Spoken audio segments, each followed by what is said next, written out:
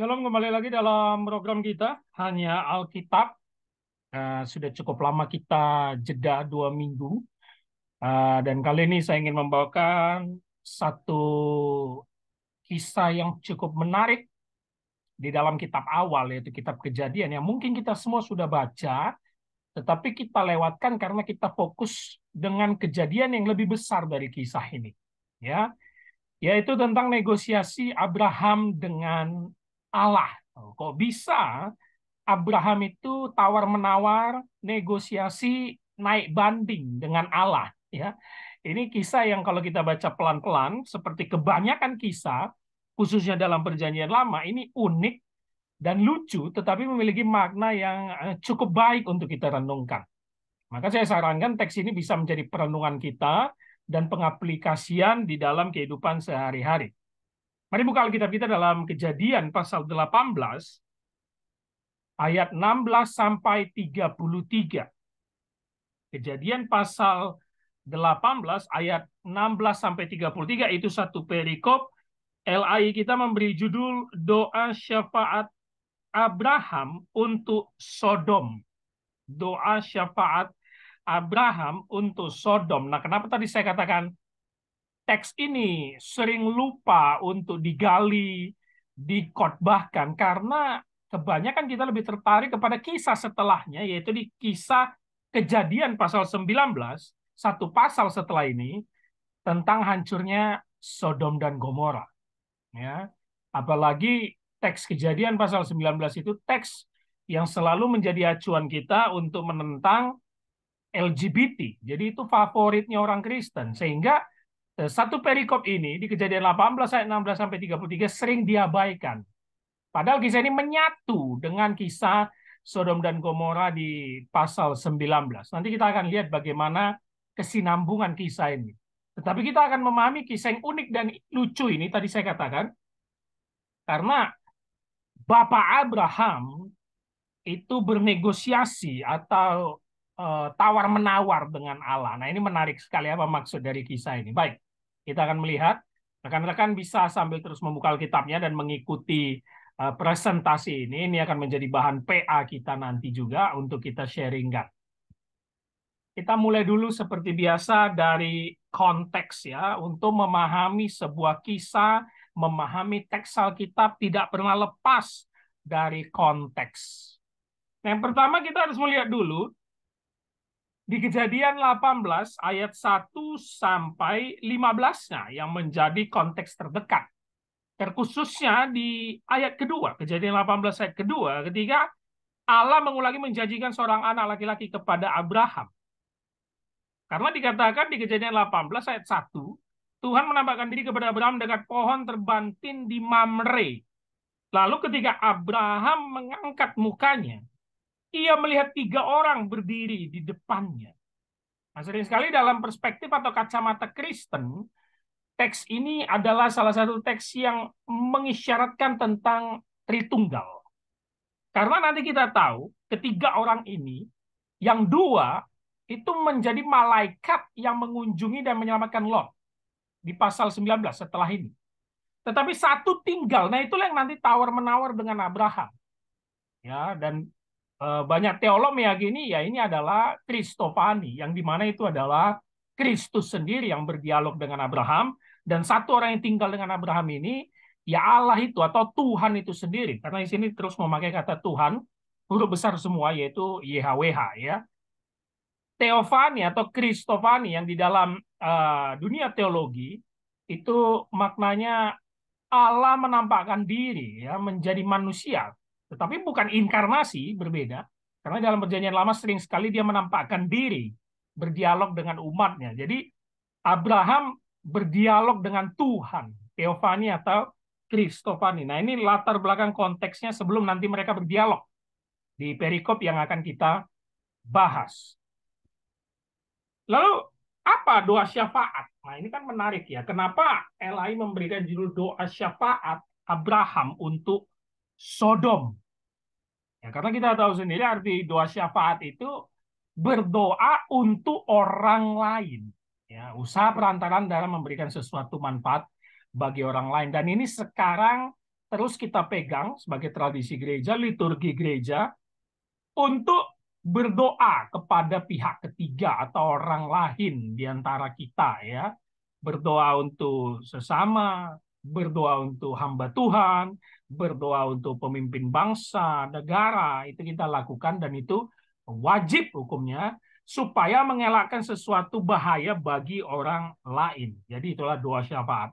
Dan kita tahu kenapa Elai memberikan judul doa syafaat Abraham itu Sodom, karena nanti negosiasinya supaya tidak semua orang dihukum oleh Tuhan di Sodom dan Gomora. Itu yang dilakukan Abraham nanti saat berdialog dengan Tuhan. Nah, itu meaning dari doa syafaat.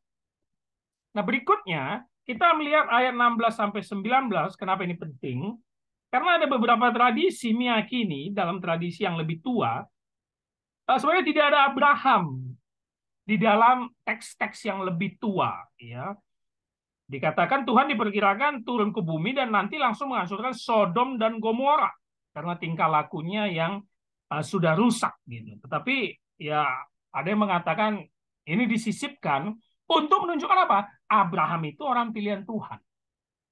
Ya, kalau kita perhatikan bahasa ayat 16 sampai 19, ketika mereka berangkat ya dan memandang ke arah Sodom, Abraham berjalan bersama dengan mereka mengantarkan mereka. Berpikirlah Tuhan.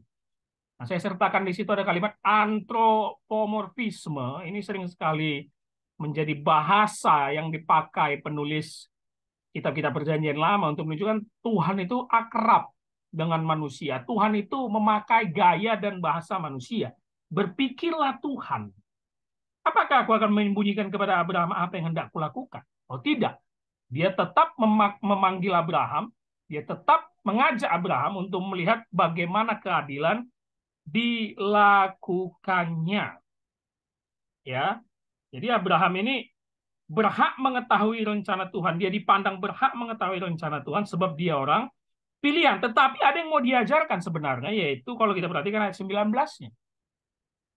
Sebab aku telah memilih dia, Abraham, supaya diperintahkannya kepada anak-anaknya dan kepada keturunannya, supaya tetap hidup menurut jalan yang ditunjukkan Tuhan, dengan melakukan kebenaran dan keadilan, supaya Tuhan memenuhi kepada Abraham apa yang dijanjikan kepadanya.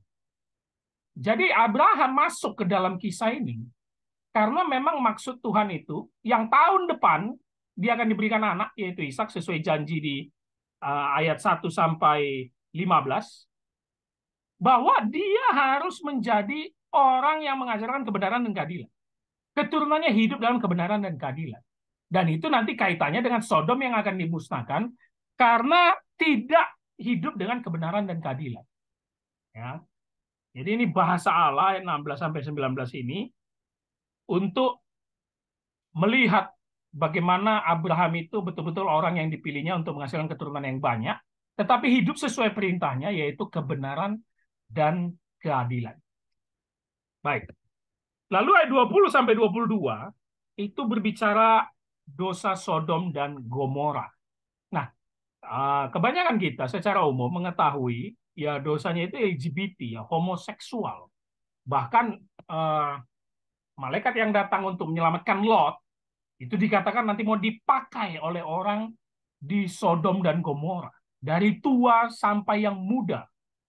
Tetapi hati-hati, teks ini sudah memiliki tafsiran yang banyak sekali dari berbagai perspektif. Oke lah, nggak ada masalah. Teks ini dijadikan acuan untuk menolak homoseksual, ya, LGBT. Tetapi ada beberapa para ahli sudah menafsir teks ini dengan melihat konteksnya juga. Ini bukan soal LGBT, bukan soal dosa homoseksual, makanya Allah marah. Tetapi adalah ketidakadilan dari orang-orang Sodom dan Gomora. Pemerkosaan, kekerasan yang ada di dalamnya. Jadi bukan spesifik menunjuk kepada homoseksual. Ya. Nah, yang menarik adalah kita perhatikan kembali ayat 20. Sesudah itu berfirmanlah Tuhan, sesungguhnya banyak keluh kesah orang tentang Sodom dan Gomora, dan sesungguhnya sangat berat dosanya. Ayat 21-nya, baiklah aku turun untuk melihat apakah benar-benar mereka telah berkelakuan seperti keluh kesah orang telah sampaikan kepadaku atau tidak. Artinya apa? Kalau dari teks ini kita tangkap secara eh, sederhana, ya, orang-orang itu berdoa kepada Tuhan yang mendengar bahwa kota ini memang rusak sekali. Makanya dikatakan tadi sesungguhnya banyak keluh kesah. Ya kan nggak mungkin orang datang-datang ke Tuhan gitu. Tuhan itu kayak manusia yang sekarang lagi dijumpai oleh Abraham sebagai bentuk teofani atau kristofani. Ya, enggak kan? Ini memang khusus untuk Abraham karena dia orang pilihan. Tetapi doa kan berarti doa ini ada hubungannya dengan konteks doa syafaat ini. Bahwa kota ini rusak. Bahwa orang-orang seperti meminta Tuhan hukum sajalah kota ini, musnahkan sajalah kota ini karena rusak sekali. Baiklah aku turun untuk melihat apakah benar-benar berkelakuan seperti itu. Perhatikan teksnya ayat 20 sampai 21.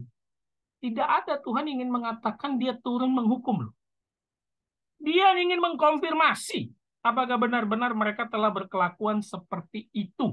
Seperti doa-doa orang tentang kota ini. Baiklah aku turun, katanya. Dan ingat ini dialog yang ada Abrahamnya, karena dua yang lainnya, tadi tiga yang datang kepada Abraham, dua itu malaikat pergi untuk mengunjungi Lot nantinya ya. Nah, menarik. Karena dari 23 sampai habis 33 satu perikop, itu negosiasi yang lucu, unik, alot antara Abraham dengan Tuhan itu sendiri. Dan negosiasi itu berisi dimulai dari ayat 23 dengan kalimat Abraham, apakah engkau akan menyelamatkan orang benar bersama-sama dengan orang fasik?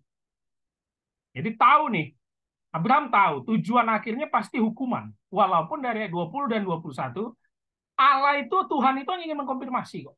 Benar nggak yang disampaikan oleh orang-orang banyak ya? Bahwa kota ini rusak. Tapi Abraham tahu maksudnya ini pasti ingin menghancurkan. Nah dari sini kita sudah menangkap sinyal sebenarnya. Abraham sendiri tahu kota ini rusak. Makanya dia langsung berpikir tentang hukuman. Dan disitulah dia langsung bernegosiasi. Kiranya Tuhan jangan melenyapkan semuanya yang ada di kota itu. Karena dia tahu ujung-ujungnya ini pasti hukuman. Dan kita menangkap sinyal walaupun tidak ada teksnya ya. Abraham tahu kota ini rusak sekali dengan penuh dengan dosanya. Nah berbicara soal dosa Sodom dan Gomora yang tadi saya katakan sudah multitafsir, dan kita tahu sudah banyak pendapat yang mengatakan itu bukan soal dosa homoseksual, bukan menjadi acuan soal menentang LGBT. Rekan-rekan bisa nanti melihatnya di YouTube kita ya. Setelah ini saya tampilkan judulnya. Ya, setelah negosiasi Abraham dengan Tuhan ayat 23 sampai 33, kita tahu di pasal 19 Sodom dan Gomora itu dihancurkan, tetapi Lot dan keluarganya selamat. Ya, nanti kita akan melihat koneksinya dengan doa syafaat Abraham. Pasal 19, dua malaikat datang untuk menyelamatkan Lot. Kota itu dihancurkan dengan belerang, ya, hujan belerang diberikan Tuhan, tapi Lot dan keluarganya selamat. Nah, nanti apa meaningnya itu kita bisa melihat di endingnya nanti. Apa maksudnya Lot selamat? Nah, seperti yang saya katakan untuk soal dosa dan Sodom Gomora ini, apakah betul homoseksual, apakah kekerasan, apakah ketidakadilan, teman-teman bisa melihatnya di YouTube kita Alkitab. Ini sudah saya bahas cukup lama. Memikir ulang kisah Sodom Gomora, Lot, istri dan anak perempuannya, homoseksual atau diskriminasi. Jangan lupa ayat 19 tadi itu menjadi pendahuluan, pengantar tentang bagaimana harusnya hidup kota Sodom dan Gomora dan juga keturunan Abraham. Ya, harus menurut jalan yang tunjukkan Tuhan melakukan kebenaran dan keadilan. Pengantar loh.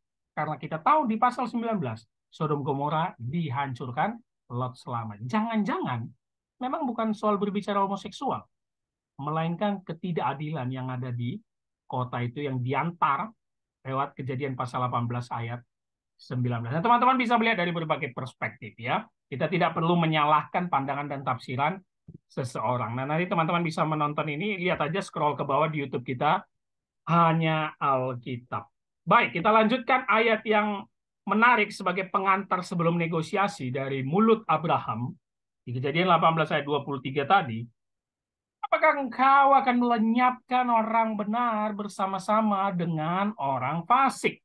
Nah, sebenarnya ya apa maksud Abraham dengan orang benar dan orang fasik ya? Di dalam teks aslinya Orang benar itu sadik, ya. Kalau kebenaran itu sadakah, ya, sedekah. Orang benar itu sadik, the righteous dalam terjemahan Inggrisnya. Sedangkan orang fasik itu rasya dalam bahasa Ibrani-nya, atau the wicked, jahat. Jadi bisa kita ganti orang benar, lawannya adalah orang jahat, ya. Orang fasik ini kayak bahasa atau terjemahan yang cukup jadul, ya. Orang benar dan orang jahat. Jadi dalam pikiran Abraham, ya, manusia itu ada yang pasti baik, jahat. Ini kan ya dualisme yang sudah berkembang dari zaman dulu. Makanya ketika Tuhan ingin turun dan melihat, dia tahu ini bakal kena hukum ini, Sodom Gomora. Tetapi dia tahu, pasti kan ada orang baiknya. Benar kan? Pasti ada yang baiknya kok. Apakah engkau akan melihat orang benar bersama dengan orang fasik? Tapi yang menarik teman-teman, teman-teman harus tahu apa motif Abraham ngomong ini. Apa dasar dia mengkelompokkan sebelum Tuhan menghukum Sodom Gomora bahwa ada orang benar, janganlah dihukum dengan orang fasik di Sodom Gomora. Apa dasarnya? Coba teman-teman berpikir ya, apa dasarnya? Apakah memang kepeduliannya terhadap kota itu, tempat itu, Sodom Gomora? Apa ada motif di belakangnya? Ya, teman-teman harus tahu ya. Satu yang bisa kita tangkap sinyalnya kenapa dia ngomong begini. Oke lah, mungkin dia akan ngomong soal keadilan Tuhan. Tapi sampai sini Bun, emang Abraham tahu apa sih? Soal begitu maha besarnya Tuhan itu dengan kasih dan keadilan. Emang dia tahu apa sih? Nah, soal keadilan Tuhan dari perspektif pertama yang kita tangkap dulu ya. Dari sinyal kenapa Abraham ngomong gini, motifnya. Oke lah soal keadilan Tuhan. Karena dia katakan, di ayat, coba teman-teman perhatikan, ayat 25, kalimat terakhirnya, masakan hakim segenap bumi tidak menghukum dengan adil? Nah, dia ngajarin Tuhan nih. Dalam dialog ini kenapa unik dan lucu? Abraham itu kayak menggurui Tuhan gitu. Jadi kayak Tuhan itu pelayannya yang harus mendengarkan dia, gitu ya. Masa kau hakim yang agung menghakimi tidak adil gitu loh? Masa orang benar yang Sodom Gomora kau hukum juga? Masa kau pukul rata gitu loh ya? Nah, teman-teman, tema keadilan Tuhan ini atau disebut theodice, ya, dari kata theos dan dike. Theos itu Allah, dike itu keadilan. Ini sering menjadi pergumulan kita di dalam keseharian kita atau di dalam dunia filsafat dan teologi ya. Kenapa ada kejahatan yang begitu luar biasa kalau kita percaya kepada Tuhan? Kenapa ada bencana yang tidak bisa masuk akal kita kalau kita percaya menyembah Tuhan yang katanya penuh dengan kasih? Kenapa ada bencana tsunami yang menewaskan ratusan ribu orang? Tidak memandang bulu, tidak memandang suku, agama, dan ras. Padahal katanya setiap orang itu dengan agamanya masing-masing menyembah Tuhan itu. Memberikan persembahan kepada Tuhan itu. Kenapa itu dia lakukan? Nah, ini menjadi pergumulan dalam teologi dan filsafat ya. Filsafat keilahian ya. Keadilan Tuhan. Theodice. Nah, inilah yang menjadi dasar kalimat Abraham. Kau hakim yang adil kok. Hakim agung. Masa kau melenyapkan orang benar bersama-sama dengan orang fasik? Jangan pukul rata lah Tuhan. Nah, ini awal dari negosiasi dan dialog Abraham dengan Tuhan. Tapi sinyal kedua. Oke lah, sinyal pertama kita tangkap kepedulian Abraham ya dengan keadilan Tuhan. Dan ini menjadi pergumulan kita juga loh terhadap segala bentuk bencana loh. Benar kan? Sehingga banyak orang akhirnya nggak percaya Tuhan gitu loh. Ya kita tahu ada bencana-bencana tsunami, gempa bumi, pesawat jatuh gitu loh ya. Kenapa? Tuhan itu di mana? Gitu. Nah, itu teodise. Nanti kita bisa bahas ini dengan satu topik khusus. Tapi yang kedua, teman-teman harus tahu ya, kenapa Abraham kok kayaknya peduli kali ini? Kenapa dia mau berdialog sih? Kenapa dia bilang, Tuhan jangan pukul rata, pasti ada orang benar di dalamnya. Jangan kau hukum Sodom Gomora, semuanya kau hancurkan. Kenapa? Ya ada Lot di dalamnya. Ada Lot di dalamnya yang kita tahu mulai dari pasal 13, Abraham dan Lot berpisah. Lot itu memilih lembah Yordan, yaitu Sodom dan Gomora yang kelihatannya makmur indah gitu. Ya ini kan keluarga dia. Makanya kita bisa tangkap sinyal yang nggak mau semuanya dihancurkan atau dipukul rata ya karena ada Lot di dalamnya. Oh janganlah. Ada anak Lot di situ yang mungkin dikasihi dia. Jangan semualah Tuhan kau hancurkan. Nah, ini menjadi dasar ya sebelum kita masuk ke dialog. Nah, berikutnya kita akan melihat di dalamnya lebih ke dalam lagi negosiasi. Kalau tadi sebelumnya kita melihat dimulai dari ayat 23, sekarang kita masuk ke negosiasinya. Nah, ini yang tadi saya katakan lanjutannya. Masakan hakim segenap bumi tidak menghukum dengan adil? Ya. Jadi perhatikan ayat 23, ayat 25. Abraham ini betul-betul ya tanda kutip ya ngajarin Tuhan gitu loh. Teman-teman nanti kita akan lihat di dalam pemaknaannya, dalam meaningnya, apa yang bisa kita lihat dari teks ini. Kita itu sama kayak Abraham. Di dalam negosiasi, di dalam doa syafaat, atau di dalam doa kita sehari-hari, kita itu sering ngajarin Tuhan. Kita itu sering negosiasi dengan dia, tawar-menawar. Ah, apakah itu baik atau salah? Nanti kita lihat akan lihat di terakhirnya, di meaning terakhir. Masakan hakim segenap bumi tidak menghukum dengan adil ya. Nah, lalu kita lihat masuk dia ke dalam negosiasi. Teman-teman kalau melihat mulai dari ayat 24 sampai 33, Abraham sudah mulai negosiasi itu. Bagaimana sekiranya ada 50 orang benar dalam kota itu?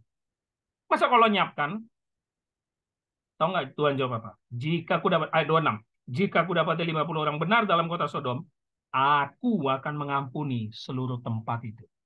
Perhatikan kalimatnya, jika aku dapat 50 orang benar dalam kota Sodom, aku akan mengampuni seluruh tempat itu. Abraham mulai mikir, ayat 28, sekiranya kurang 5 orang dari ke-50 orang benar itu, apakah engkau akan memusnahkan seluruh kota itu karena 5 itu? Apa jawab Tuhan?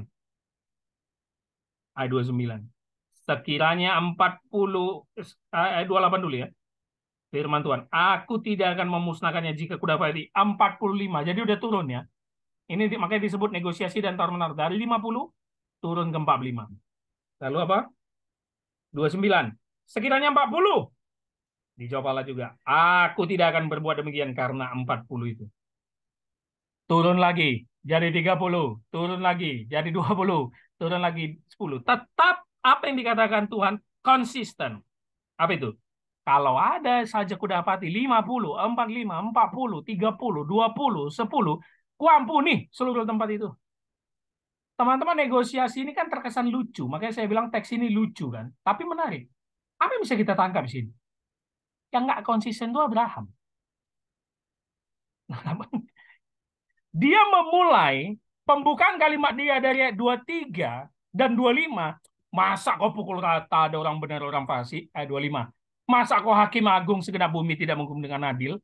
Yang nggak konsisten itu Abrahamnya. Tuhan itu dipancing dengan negosiasi Abraham. Jawaban dia sama kok. Mau ada 50, mau ada 40, mau ada 30. Seperti yang kau bilang, Abraham bahkan sampai 10. Mampuni seluruh tempat. Nggak jadi hukum. Luar biasa lah kita. Allah yang adil, penuh kasih, dan konsisten. Yang nggak konsisten itu kita. Kita manusia yang nggak konsisten. Perhatikan aja doa kita itu. Dengan kenyataannya. Selalu nggak konsisten. Itu yang pertama. Yang kedua tahu nggak apa? Abraham sendiri ragu.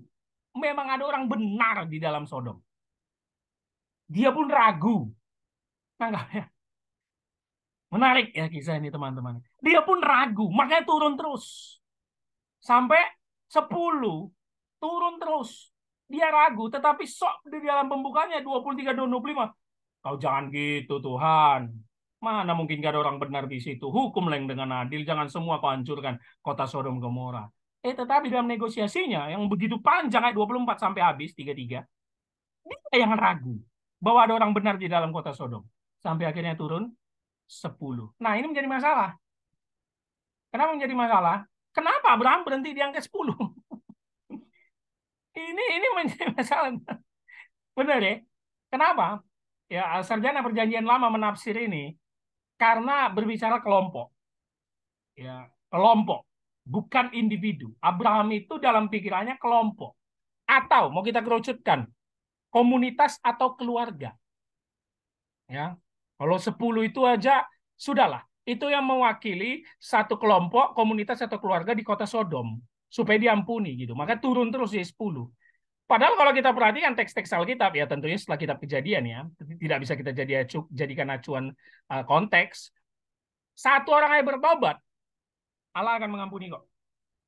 Ya, teman-teman nanti bisa baca itu kok. Ya, satu orang saja bertobat, Allah mengampuni. Baca aja di Yeremia 5 ayat 1 atau Yeskiel pasal 22 ayat 30 ayat 30. Tapi Abraham kenapa berhenti 10? Aduh, sangat disayangkan gitu loh. Berhenti aja sampai 1 gitu. Enggak, tetapi karena teks ini berbicara satu tempat, maka Abraham itu di dalam komunitas zaman dulu itu selalu berbicara kelompok atau keluarga. Makanya dia berhenti di angka 10. Sangat disayangkan. Nah, yang menarik lagi kita melihat dalam negosiasi apa? Ini keren, teman-teman. Allah akan mengampuni kota Sodom itu hanya karena doa syafaat dan negosiasi Abraham. Perhatikan, mulai dari yang dari awal 50. Aku akan mengampuni seluruh tempat itu jika gue dapati 50. Seluruh tempat. 50 mewakili seluruh orang di kota Sodom. Dan itu hanya karena negosiasi Abraham. Tanpa Allah menuntut pertobatan. Jadi teksnya tidak bilang, oke, akan kuampuni 50 yang kuanggap ada orang benar di kota Sodom, tetapi dia bertobat dulu ya. Setelah 50 itu, dia harus bertobat dulu. Dia memberikan persembahan dulu dong. Dia memberikan kurban dulu dong sama aku. Enggak loh, enggak ada tanpa bertobat.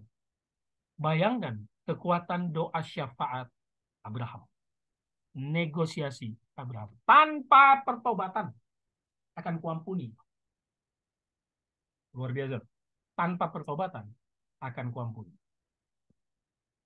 Tetapi endingnya kita tahu di pasal 19, jadi tidak mungkin kita lepaskan kejadian 18 dengan 19, makanya saya bilang jangan langsung fokus di kota Sodom Gomora dihancurkan, tetapi teks ini menjadi pengantar yang sangat indah. Kejadian 19 ayat 29. Demikianlah pada waktu Allah memusnahkan kota di lembah-lembah Yordan dan mengembalikan kota di kediaman Lot, maka Allah ingat kepada Abraham. Lalu dikeluarkannya Lot dari tengah tempat yang ditunggang balik. Apa yang terjadi? Gak ada 10 orang benar, Abraham. Negosiasimu gagal. Kota itu tetap kuhancurkan. Karena memang kota itu rusak. Tetap dihancurkan. Tetapi, wah ini menarik sekali. Maka Allah ingat kepada Abraham. Dalam ini teman-teman. Dalam sekali meaningnya. Allah ingat kepada Abraham. Ingat apa? Negosiasinya di pasal 18. Yang panjang ini loh. Dia tetap ingat kepada Abraham. Walaupun gak ada 10. Dikeluarkannya lah siapa teman-teman? Allah. Oke kita hitung nih secara individu. Berapa orang sih? 4 kan? Lot, istri, 2 anak perempuan. Yang walaupun nanti endingnya kita tahu istrinya menoleh ke belakang jadi tiang garam. Kan? Tetapi yang diselamatkan itu 4. Berarti tetap apa? Ya Allah memberikan kasih karunia-Nya kepada Lot dan keluarganya. Tetapi apa yang menjadi meaning yang bisa kita dapat di sini? Maka Allah ingat kepada Abraham melalui keluarganya Lot. Balik ke sini, teman-teman. Apa dasar Abraham untuk ngomong ini dan berdoa syafaat untuk kota Sodom? Betapa Abraham mengasihi Lot. Dan Allah tahu itu. Maka Allah ingat kepada Abraham. Aduh, ini dalam sekali. Artinya apa? Kalau kita bisa jadi Tuhan ngomong nih, Bram, ngapain sih kau panjang kali bikin cerita sampai kalau ada 50 orang benar, kalau 45, kalau 40, 3. Aku tahu tujuanmu apa. Apa? Tuhan, kiranya janganlah Lot dan keluarganya kena hukum. Karena aku tahu itu keluarga, aku tahu kau begitu mengasihi Lot. Tenang. Maka Allah ingat kepada Abraham. Dikeluarkannya lah Lot. Pertanyaannya, dengan premis yang dibuat Abraham ayat 23-25, jangan pukul rata karena ada orang benar di dalam. Masa kau nggak menghukum adil? Masa kau samakan orang benar dengan orang fasik? Apakah Lot orang benar? Apakah Lot dan keluarganya orang benar? Nah, itu kan menjadi pertanyaan yang perlu kita renungkan. Ya tentu dari sikap Lot begitu baik ketika orang Sodom mau memperkosa dua malaikat yang datang kan ke rumahnya. Tetapi apakah betul Lot orang benar beserta keluarganya? Ya terbukti istrinya saja melanggar perintah supaya jangan menoleh ke belakang, dia langsung menoleh gitu kan ya. Nah, nanti setelah kejadian ini tidur dengan anak perempuannya ketika Lot tidak menyadarkan diri kan, akhirnya melahirkan keturunan-keturunan lagi. Tidak. Kasih karunia Allah tetap yang terjadi dalam hidup Lot dan betapa mengasihinya Allah terhadap Abraham yang selalu sayang kepada Lot dan keluarganya. Itulah inti doa syafaat itu, teman-teman. Itulah inti doa syafaat itu. Tetap kita berserah kepada kasih karunia Allah. Tetapi jangan remehkan doa syafaat. Itu yang ingin diceritakan dalam teks ini. Ya. Artinya doa syafaat itu lahir dari kerinduan kita untuk orang lain. Itu tadi meaning doa syafaat. Karena betapa kita mengasihi orang lain. Sama seperti Abraham, walaupun ngalur ngidul dulu dia bikin cerita, 50 dong, 45 dong. Enggak, intinya Lot. Janganlah Tuhan. Ada Lot di situ, saudaraku yang kukasihi. Janganlah Tuhan. Makanya keren sekali teks Kejadian 19. Maka Allah ingat kepada Abraham. Ingat apa? Ingat ini nih. Walaupun salah, nggak ada 10. Kalau dihitung-hitung secara matematis hanya 4 kok. Salah, gagal Abraham kan. Tapi dia ingat. Dikeluarkannya aja apa? Lot. Aku tahu intimu sih Lot kok. Aku tahu kamu betapa menyayangi Lot. Dan aku akan memberikan kasih karunia kepada dia. Tapi bukan berarti keluarganya paling benar di kota Sodom. Menarik, teman. Sehingga dari meaning cerita ini, perikop yang singkat tetapi dalam sebenarnya maknanya. Ya. Yang pertama, jangan ragukan. Allah itu selalu adil dan penuh kasih. Di sini saya buat ada kalimat, tidak ada orang yang benar. Tanda tanya ya. Tidak ada orang yang benar.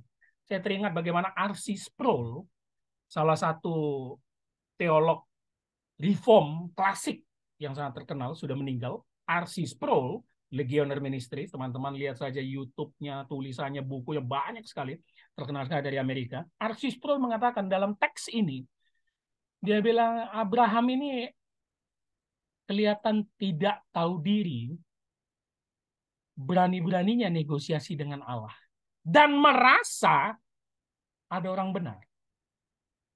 Ya, R.C. Sproul pasti menafsirnya dari dogmanya, dogmatisnya. Kenapa dia bilang? Sejak kejatuhan Adam dan Hawa, di mata Allah tidak ada lagi orang benar. Nah itu dia. Jadi kenapa R.C. Sproul mengatakan Abraham ini sok jago, ya, dalam bahasa kita ya, sok jago negosiasi dengan Allah. Dia tidak menyadari di hadapan Allah manusia itu berdosa dan hanya bisa selamat atau dipilih lewat kehendak dan kasih karunia Allah pribadi. Tidak ada campur tangan yang lain. Makanya tidak ada manusia yang benar. Dan ini diulangi oleh Rasul Paulus kan di kitab Roma ya. Tidak ada yang mencari Allah, tidak ada manusia yang benar, semua berdosa. Tapi Abraham memulai premisnya dengan bilang, masa kau samakan orang benar dengan orang fasik? No, kata R.C. Sproul, gak ada orang benar. Makanya Sodom dan Gomora kuhukum. Dan kenapa Lot dan keluarga selamat? Anugerah. Bukan karena dia benar. Wah, menarik ya teman-teman. Sama seperti kita. Jangan pernah kita membanggakan diri. Kita berbuat baik, kita benar, kita sudah beribadah, kita sudah memberi persembahan kepada Tuhan. No. Kenapa kita dikasih sampai sekarang? Kenapa kita dipilihnya? Anugerah Allah. Nggak ada andil kita di dalamnya. Jadi tidak ada yang benar. Dia Allah yang adil, menghukum kita dengan segala kelakuan dan dosa kita sebagaimana dia menghukum kota Sodom yang telah rusak. Tetapi dia juga mengasihi kita. Dan di dalam ciri khas perjanjian lama, teologi perjanjian lama, teman-teman tidak akan pernah lepas dari dua ini. Apa itu? Di mana ada penghukuman Allah, di situ ada penyelamatan yang dia berikan. Udah, ini aja nih, ciri khas perjanjian lama gini aja nih. Di mana ada penghukuman yang Allah berikan, baik itu nanti bangsa Israel, baik ini kota Sodom dan Gomora, baik itu nanti kepada salah satu tokoh-tokoh, ada juga penyelamatan yang dia berikan. Itu pasti. Dia membuang bangsa Israel ke Babel. Nanti ada keselamatan yang diberikan lewat tangan bangsa asing juga, yang memulangkan bangsa Israel. Dia menghukum bangsa Israel berputar-putar di padang gurun 40 tahun, yang di mana seharusnya 40 hari. Tapi di situ ada kasih karunia.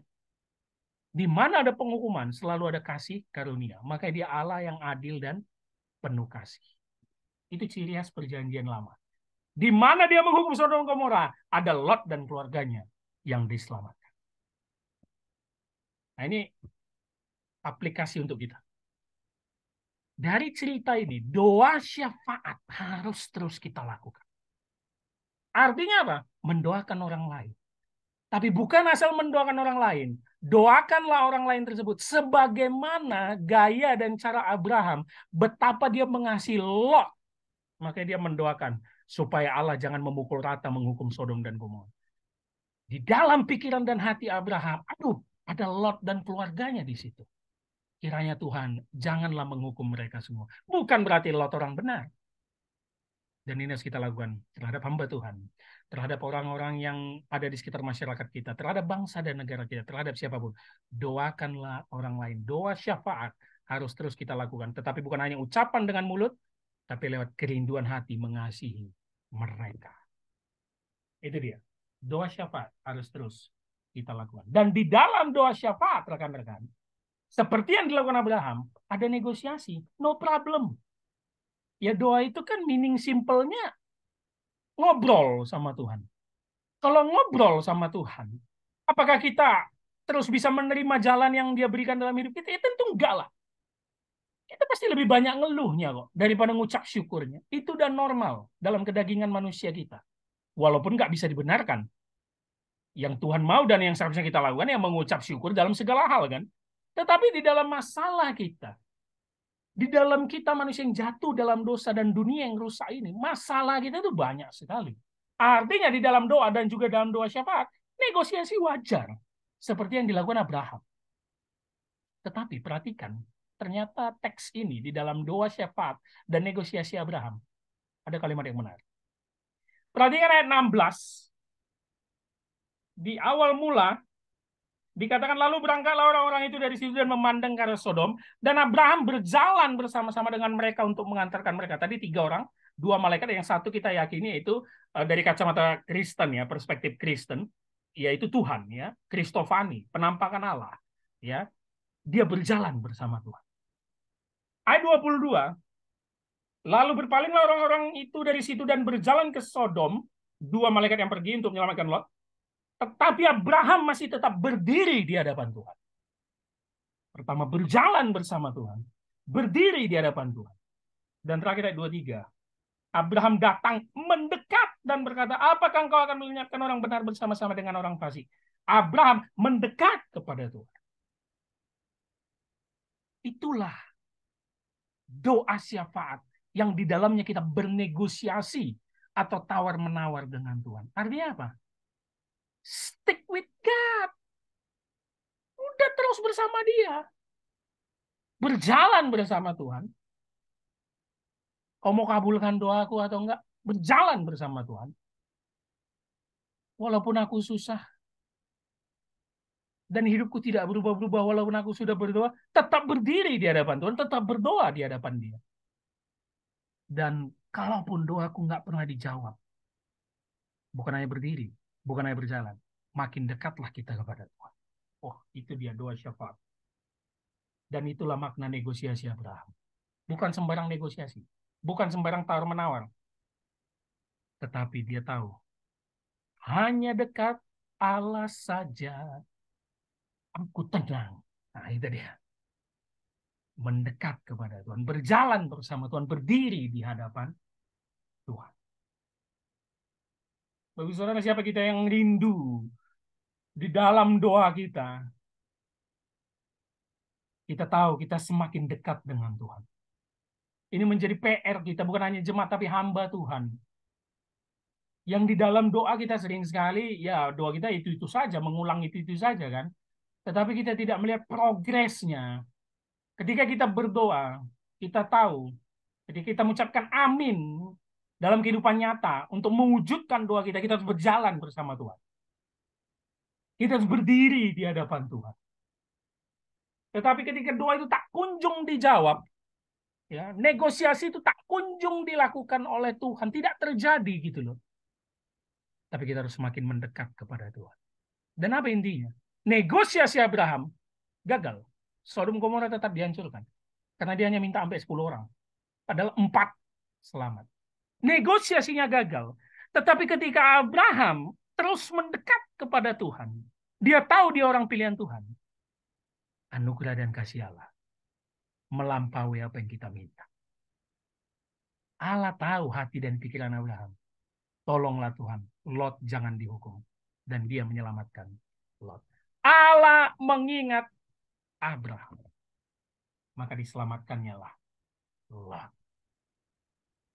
Kiranya perenungan ini semakin menguatkan kita untuk tetap berdoa dan berserah.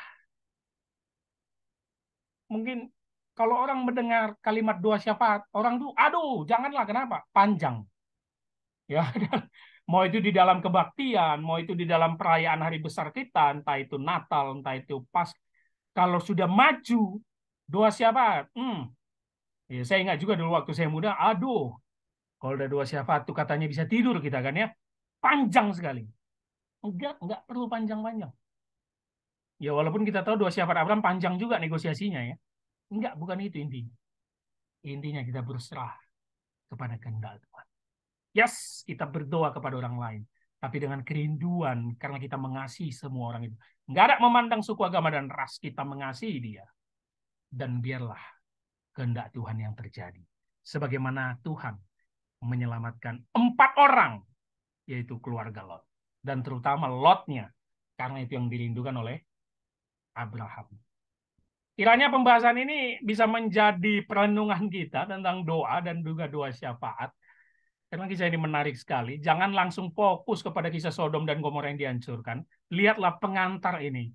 Karena teks ini memberikan kita insight atau masukan yang baik di dalam doa. Dan bagaimana cara bernegosiasi dengan Tuhan. Dan memahami, biarlah anugerahnya yang terjadi dalam hidup kita manusia yang berdosa ini. Jangan pernah membanggakan diri sebagai manusia yang banyak berbuat baik, apalagi merasa benar. Kita ini manusia yang tidak pernah mencari Tuhan sejatinya, karena kita sudah jatuh ke dalam dosa. Dukung terus program kita Hanya Alkitab, share kepada banyak orang, dan nantikan pengajaran-pengajaran kita lainnya. Ikut serta dalam pendalaman Alkitab, dalam gereja kita, GKT Raja Daud, setiap Sabtu jam 1 siang di Gedung Harvest, Cililitan, Blok HKI. Sampai ketemu dan mari kita belajar firman Tuhan lebih dalam lagi. Shalom, Tuhan Yesus memberkati.